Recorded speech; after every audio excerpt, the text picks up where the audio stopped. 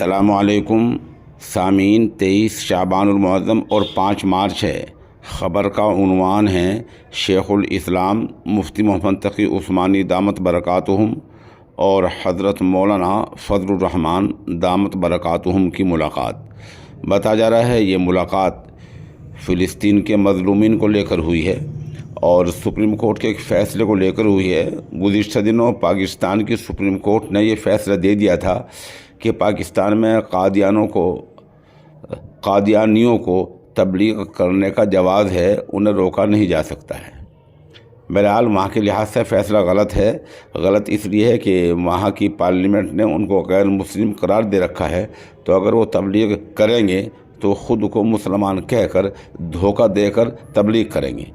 اسی ضمن میں یہ ملاقات ہوئی ہے۔ وہیں سے حافظ عزیز احمد صاحب کی تفصیلی رپورٹ پیش خدمت ہے۔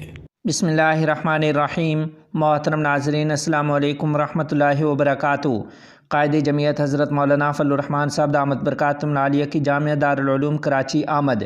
تفصیلات کے مطابق جمعیت علماء اسلام کے سربراہ حضرت مولانا فضل الرحمان صاحب دامت برکاتہم العالیہ کی دارالعلوم کراچی میں آمد ہوئی ہے، جہاں انہوں نے رئیس شیخ الاسلام حضرت مفتی محمد تقی عثمانی صاحب دامت برکاتہم العالیہ سے ملاقات کی ہے۔ ملاقات کے دوران سپریم کورٹ کے حالیہ متنازع فیصلے پر قانونی، شرعی اور آئینی حوالے سے مشاورت کی گئی ہے، جبکہ فلسطین میں ہونے والے مظالم پر بھی تشویش کا اظہار کیا گیا ہے۔